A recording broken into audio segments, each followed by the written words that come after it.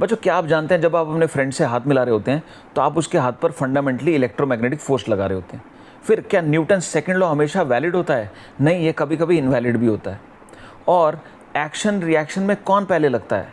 Action नहीं, ये simultaneously लगते हैं। बच्चों, इन सभी बातों की एक्सप्लेनेशन और डिफरेंट कॉम्प्लेक्स मैकेनिकल सिस्टम्स के एनालिसिस इस चैप्टर जिसका नाम है लॉज ऑफ मोशन, इसमें आप पढ़ेंगे, समझेंगे।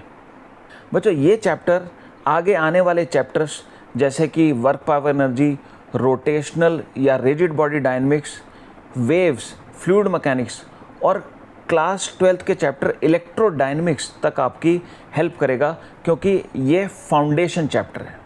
बच्चों, आइए जानते हैं इस चैप्टर में इंपॉर्टेंट टॉपिक्स क्या हैं। बच्चों, लॉज ऑफ मोशन में फर्स्ट ऑब्वियस इंपॉर्टेंट टॉपिक है न्यूटन्स 3 लॉज ऑफ मोशन, जिसमें सबसे पहले आपको तीनों लॉज की एग्जैक्ट स्टेटमेंट्स मालूम होनी चाहिए। सेकेंडली, न्यूटन सेकंड लॉ के कॉन्टेक्स्ट में मालूम होना चाहिए कि इसकी एग्जैक्ट फॉर्म है F is equal to D P by D T, यानी कि force is equal to rate of change of momentum. और इसको F is equal to M A केवल आप तब लिख सकते हैं जब बॉडी का मास कांस्टेंट हो। और थर्ड लॉ के कॉन्टेक्स्ट में आपको ये मालूम होना चाहिए कि action and reaction act simultaneously and act on different bodies. बच्चों, second important topic is types of force, जिसमें सबसे पहले आपको कॉमन फोर्सेस और उनके कैरेक्टरिस्टिक्स मालूम होने चाहिए। फॉर एग्जांपल, फ्रिक्शन हमेशा मोशन या मोशन की टेंडेंसी को अपोज करता है। फ्रिक्शन एक कॉन्टैक्ट फोर्स है। फ्रिक्शन सरफेसेस के अलोंग लगता है। ऐसे ही स्प्रिंग फोर्स, ये भी एक कॉन्टैक्ट फोर्स है और ये पुलिंग या पुशिंग हो सकता है। देन सेकेंडली, आपको डिफरेंट फोर्सेस को डिफरेंट बेसिस पर क्लासीफाई करना आना चाहिए, जो कि बेसिस में अगर बोलें तो होते हैं एनर्जी बेसिस, एक्शन बेसिस या फिर फंडामेंटली। बच्चों, third important topic of the chapter is problem solving strategy, जिसमें सबसे पहले आपको बॉडी का फ्री बॉडी डायग्राम बनाना आना चाहिए। बच्चों, free body diagram is nothing but a diagram in which we show all the forces and acceleration of a body और a system. तो ये आपको बनाना आना चाहिए। देन सेकेंडली, इस फ्री बॉडी डायग्राम को रेफर करते हुए अगर बॉडी इक्विलिब्रियम में है तो फोर्सेस को रिजॉल्व करके आपको बैलेंस करना आना चाहिए। एंड थर्डली, अगर बॉडी एक्सेलरेट कर रही है तो न्यूटन सेकेंड लॉ अप्लाई करके इक्वेशंस डेवलप करके फिर आपको प्रॉब्लम सॉल्व करनी होती है। बच्चों, fourth important topic is pseudo force, या जिसे हम फॉल्स फोर्स या इमेजिनरी फोर्स भी बोल सकते हैं। बच्चों, इमेजिन कीजिए आप एक व्हीकल में भी एक बस में बैठ कर के जा रहे हैं और आप रोड साइड पर एक पेड़ को देखते हैं। अगर बस फॉरवर्ड एक्सेलरेट कर रही है तो आप अंदाज़ा लगा सकते हैं, इमेजिन कर सकते हैं, आपको ये पेड़ पीछे की तरफ एक्सेलरेट करता हुआ नज़र आएगा। अब इस पेड़ को पीछे की तरफ एक्सेलरेट आखिर कौन करा रहा है? जबकि हमें पता है न्यूटन सेकंड लॉ से एक्सेलरेशन के लिए फोर्स रिस्पॉन्सिबल होता है। तो यहाँ पर बच्चों पंगा क्या है, यहाँ पर एक्चुअली आप एक एक्सेलरेटिंग या नॉन इनर्शियल फ्रेम में बैठे हो, जिसमें न्यूटन सेकंड लॉ वैलिड ही नहीं होता। तो अगर आपको यहाँ चीज़ें एक्सप्लेन करनी है तो आपको इमेजिनेशन थोड़ी सी लगानी पड़ती है, यानी कि आपको एक नकली सूडो या इमेजिनरी फोर्स इमेजिन करना पड़ता है बस के मोशन के ऑपोजिट।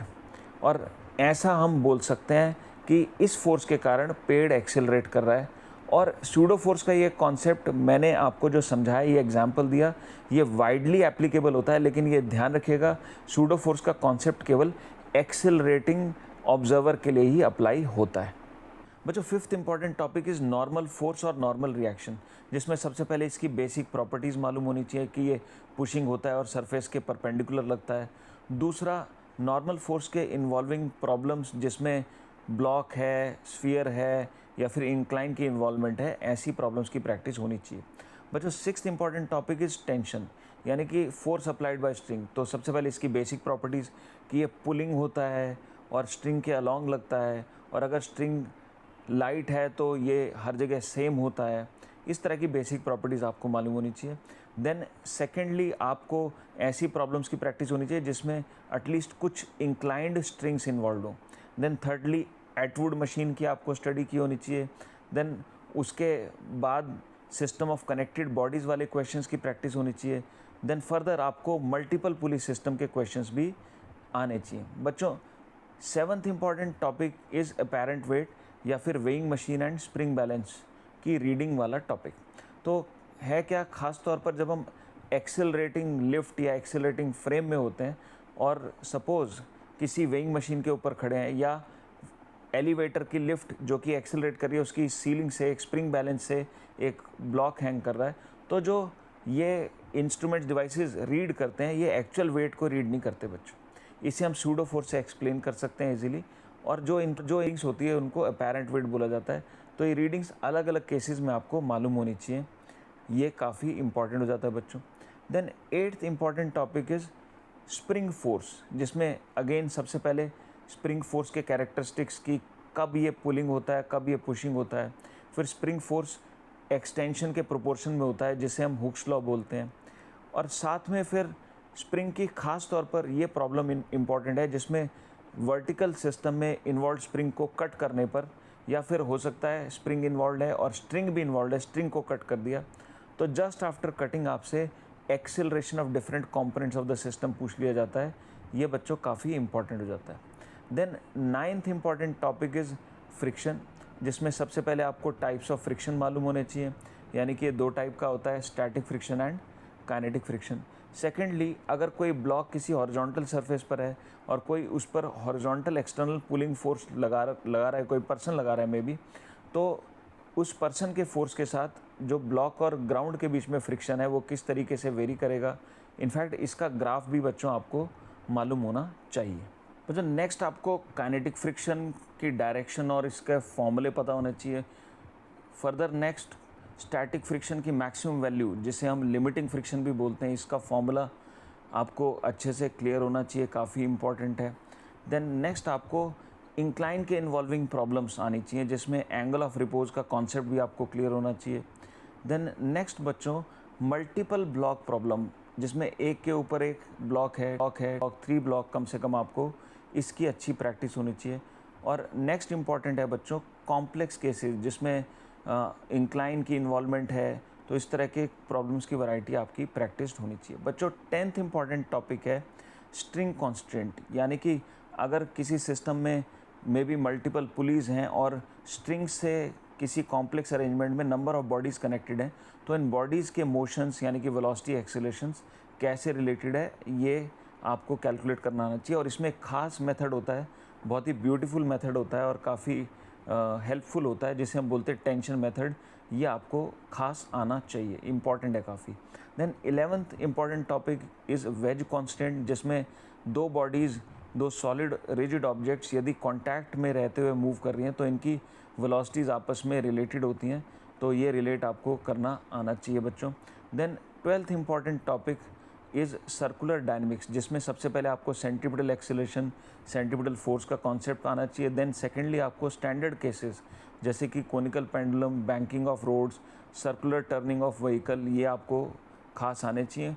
और नेक्स्ट वैरायटी ऑफ केसेस आपको प्रैक्टिस इस टॉपिक में होना चाहिए, क्योंकि इस टॉपिक से अच्छी प्रॉब्लम्स फ्रेज की जा सकती हैं बच्चों। किसी भी टॉपिक में एज लेने के लिए उस टॉपिक के इजी पोर्शंस जानना बहुत ज़रूरी होता है। तो आइए जानते हैं कि इस चैप्टर लॉज ऑफ मोशन में इजी सब टॉपिक्स क्या हैं। बच्चों किसी भी टॉपिक में एज लेने के लिए उसके इजी पोर्शन जानना बहुत ज़रूरी हो जाता है। इस चैप्टर लॉज ऑफ मोशन का पहला इजी टॉपिक है सिंगल बॉडी प्रॉब्लम। कोई भी सिंगल बॉडी वाली प्रॉब्लम में ज़्यादा एनालिसिस नहीं करना पड़ेगा। सेकंड इजी पार्ट है नॉर्मल एंड टेंशन वाली problems. Then third easy topic है अपेरेंट वेट। फोर्थ है काइनेटिक फ्रिक्शन। अगर आपको ये जानना है कि भैया एफर्ट ज़्यादा कहाँ, एनर्जी कहाँ ज़्यादा दें, तो डिफ़िकल्ट टॉपिक्स भी जान लीजिए। पहला डिफ़िकल्ट टॉपिक है बच्चों कॉन्स्टेंट, जो कि एक्सट्रीमली डिफ़िकल्ट लगता है बच्चों को, जिसमें अच्छी खासी प्रैक्टिस की ज़रूरत होती है। देन सेकेंड डिफ़िकल्ट पार्ट है बच्चों स्प्रिंग फोर्स।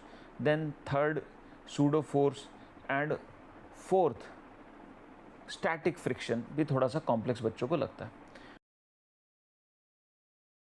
बच्चों नेक्स्ट समझते हैं इस टॉपिक में कमांड के लिए प्री रिक्विजिट्स क्या हैं। तो पहला है काइनेमेटिक्स पर कमांड, दूसरा है कैलकुलस की अच्छी अंडरस्टैंडिंग, तीसरा है वेक्टर्स और चौथा है एल्जेब्रा, ट्रिग्नोमेट्री एटसेट्रा। बच्चों इस टॉपिक की पास्ट ईयर में क्या वेटेज रही है ये जान लेते हैं। बच्चों नीट पर्सपेक्टिव से लॉज ऑफ मोशन कितना इंपॉर्टेंट है ये रियलाइज करने के लिए लास्ट 5 इयर्स की वेटेजेस नीट में इस टॉपिक की क्या रही है वो जान लेते हैं। 2023 में इस चैप्टर से 3 प्रॉब्लम्स वर आस्क्ड, 2022 में 0 प्रॉब्लम्स वर आस्क्ड, 2021 में 2 problems were asked, in 20 and 19 both the years 3 problems were asked from this topic.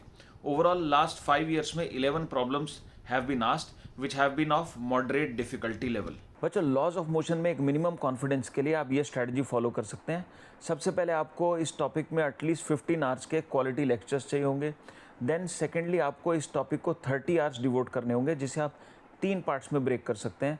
Part 1 में आप 15 आवर्स डेडिकेट कीजिए, जिसमें आप एटलीस्ट 220 टू 250 प्रॉब्लम्स का असाइनमेंट अटेम्प्ट कीजिए। पार्ट 2 में आप 8 आवर्स डिवोट करेंगे, जिसमें एक 3 आवर्स का ईजी टू मॉडरेट लेवल का टेस्ट आप प्लान करेंगे।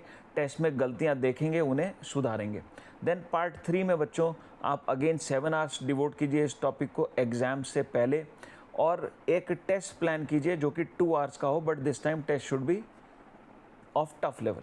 बच्चों अगर आपको टेस्ट में या असाइनमेंट में किसी तरह का सपोर्ट चाहिए तो डिस्क्रिप्शन लिंक को आप क्लिक करेंगे तो आपको डेफिनेटली उसमें सपोर्ट प्रोवाइड किया जाएगा। और बच्चों ये जो टॉपिक है इनिशियल फाउंडेशन टॉपिक है।